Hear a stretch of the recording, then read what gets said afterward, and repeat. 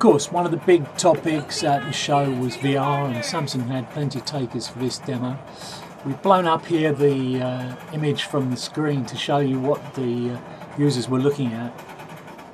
It's a roller coaster ride, and you can see people getting pretty excited. The guy on the bottom right corner was really getting into it very enthusiastically.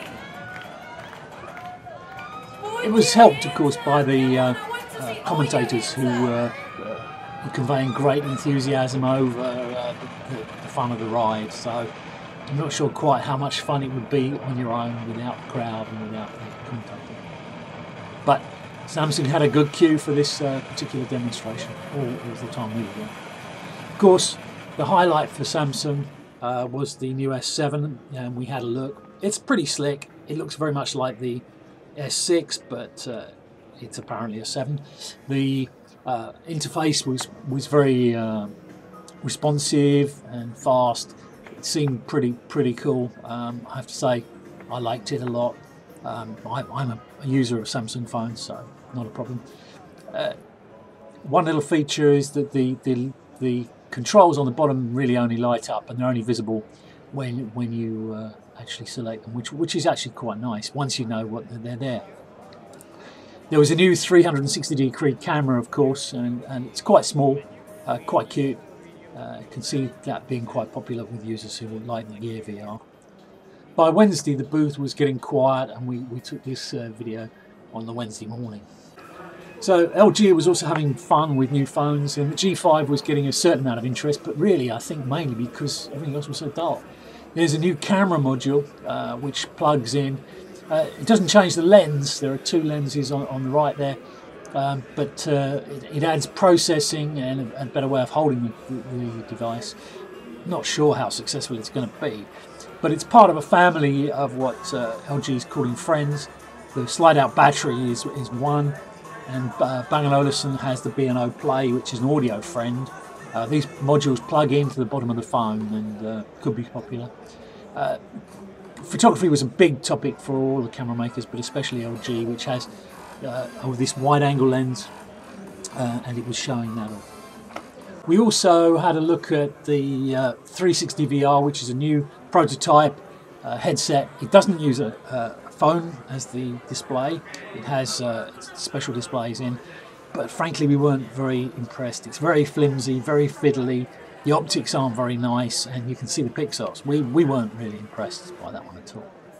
We then went on to Sony. Sony was showing this cool projector, which is called the Agent. I think the idea is to replicate the Google Agent.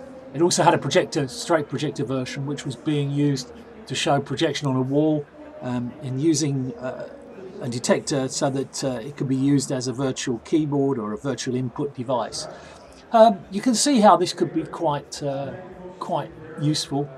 I don't know about people setting these up in their homes, but it's an interesting development of the Sony lifestyle products, which they've been showing for a couple of years. They looked nicely designed, which helps. The projector can be used up against a wall or onto a table surface where the input effects were more obvious and where you could see really more likely it being used. Could be interesting in a restaurant or to take orders or to entertain, especially at kids' restaurants. You can see how that might be quite fun. But this kind of thing has been demonstrated for a while, and nobody's really done much with it. Also on the Sony booth, nothing to do with displays, but we thought it was interesting, was a little earpiece which is completely wireless. So fits in your ear and has the Bluetooth receiver built in, the battery, everything. And that was quite cool. Next we went to Lenovo. They were dropping phones to prove that they didn't break. This young lady kept dropping the phone all day. The company was also showing the VR holder, that it's got quite low cost. Unlike most of them, it's not very immersive. The sides are open and it folds up, but it costs very little, and you can see that it might be quite a popular option compared to, for example, the Google Cardboard. It's designed to be very flexible, just unclips here, you can see. and fits any size of Lenovo phone in the range around the 5-inch sizes. Lenovo is promoting its projection products, including the standalone Pico projectors, but also the integrated projectors, and on the back of the booth was a darkened room which was showing the full range of products that it has. Image quality was pretty good, but it was very dark, so it's not really surprising that they look quite bright. Lenovo is persisting with this concept when others really drop by the wayside. The X1 was being shown with the optional Pico projector. It'll be interesting to see how the market develops or doesn't. Also on the show was a ThinkPad X1 tablet, which is very nice, very light, very powerful, very cool, and very desirable.